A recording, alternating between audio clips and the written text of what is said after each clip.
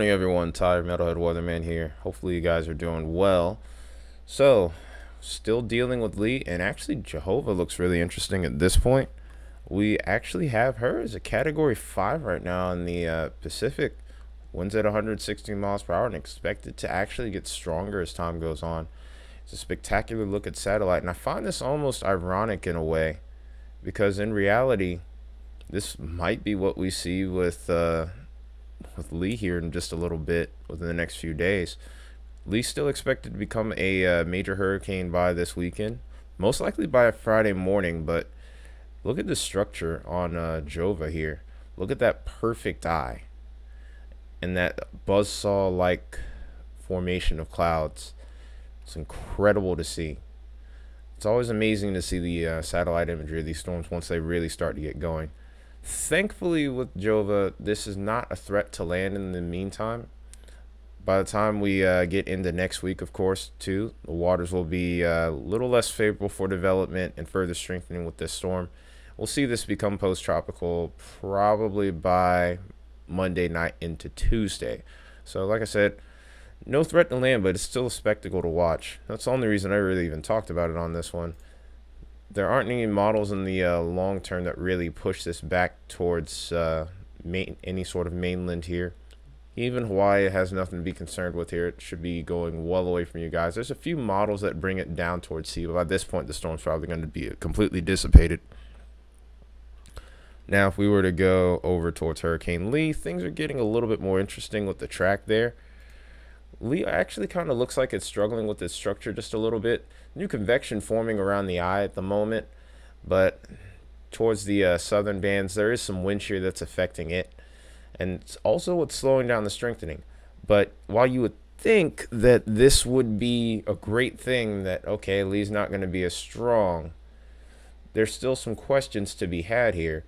And the question to be had here is, with the weakening storm, you tend to see these push a little bit further off to the west-southwest here. And west-southwest approach here in this case would draw it closer to land. If you actually were to look at the trend over the last few days from the previous videos, we were seeing this turning out to sea a little bit faster. That isn't the case anymore. So we're going to have to keep an even closer eye on this. I still wouldn't say that I'm in hurricane mode on the channel yet, but I'm becoming increasingly concerned. I won't say that. I won't shy away from saying that much. Still not guaranteeing a landfall, because what tends to happen with most of these stronger hurricanes is eventually those upper level winds will pick it up and end up pushing it out to sea. We still could very likely see that, but the thing is, some of these do have a mind of their own, and the longer this takes to strengthen, that's going to happen a little bit later down the line. As you can see, we don't have that same indicator of that right-hand turn coming. This could spare Bermuda, but maybe the Bahamas may even take a hit here. We could even see something up and down the East Coast here. So that's why I've been saying from the start, East Coast, you need to be watching this very closely. You still do. Let's look at some spaghetti models here. And like I said, you could still see a very clear indicator that this could still head out to sea. Most likely it'll miss Bermuda, but we'll see what happens. It could easily turn the other way and hit Bermuda as well. So also anyone on that island needs to be watching as well. There's only one model that seems a little bit closer to consistent to having this maybe hit the Carolina coast here, but that's just one model out of many on the spaghetti model plot. You usually want to see at least 3 or 4 in order to even really start to be concerned here. So while I wouldn't say disregard this, don't put a lot of merit into it either.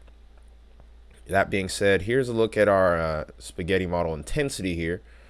Not as many showing a potential for Cat 5 here as we previously had been seeing. There's still one that tries to push it very close to that, but we'll see how that plays out. Still expected to become a very powerful Cat 4 here.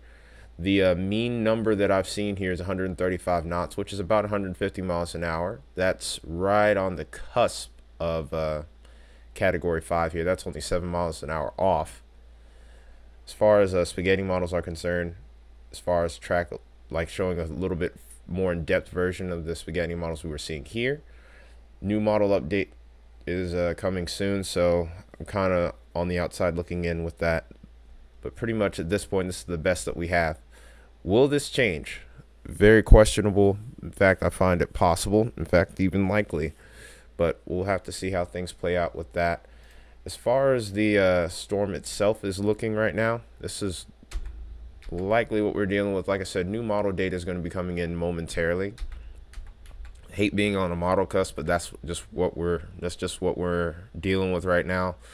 The work time just kind of falls in a bad spot here, but you can clearly see that we're still expecting to see rapid strengthening, almost bombing out phase, if you will. One thing I do notice, of course, because yesterday when I looked at this model, I did see a drop all the way down to 901. We're seeing it stop at 908 before starting to rise back to 913. And it actually looks like it does try to go on a weakening trend. This could also be an eye wall replacement cycle. Only problem is we are looking only up to 126 hours out. It doesn't really paint a full picture with tropical systems unless you're very close to land at this point. As far as the satellite's concerned, of course, by this point we're going to be expecting a spectacular looking storm, which is to be expected considering the fact that we're expecting a major hurricane. So here's that eye really starting to develop, and by the time we get towards 100 hours out, I think that's when it would be at its strongest. Very tightly packed eye. It does look like there's probably a eye wall replacement cycle just going on with the satellite, the infrared satellite imagery, but we'll have to see how that plays out. But this is also making an awfully closer pass to the Bahamas here than expected. So let's make sure that we are keeping an extra close eye over towards the Caribbean as well. Last but not least, looking at the wind shear, we're just going to mainly look at GFS today. GFS and Euro seem to be quite in line with each other. One thing that is kind of troublesome to me, however, and it makes me want to put a little less merit into this, is the fact that they still have this as an 1005 millibar low pressure. It's definitely not that. The current pressure right now on Lee is 989. So I find that a little bit bothersome. But you can see that there is some wind shear that's coming into play the further out we go, and this is likely what will probably end up taking this out to sea still. If this does diminish, however, this could become a big problem, as this, of course, would make a much closer pass. Also, like I said before, with this storm potentially being a little bit weaker, maybe this might make a closer pass too, because the stronger the storm is, usually the taller those cloud tops are as well. And what will end up happening is you end up getting those upper level winds to catch the storm essentially and throw the thing out to sea. But it's still a toss up as to what happens with it. And you know, as we all know, the weather loves to change. Hurricanes especially sometimes will love to have a mind of their own. Great example would be Hurricane Ivan from all the way back in 2004. Can't get my hat right here, folks. But that being said, here, gonna end this video right now. There is severe weather threats to talk about too, but I'll probably have to make a post about that because I'm short on time. But hope you guys have a good day. Hope you guys stay safe. And you're still watching the storm. Might make another video tonight about that. I might make another video about severe weather. We'll see how things play out. But until then, it's been Tyler Metalhead Weatherman. Take care and have a nice day.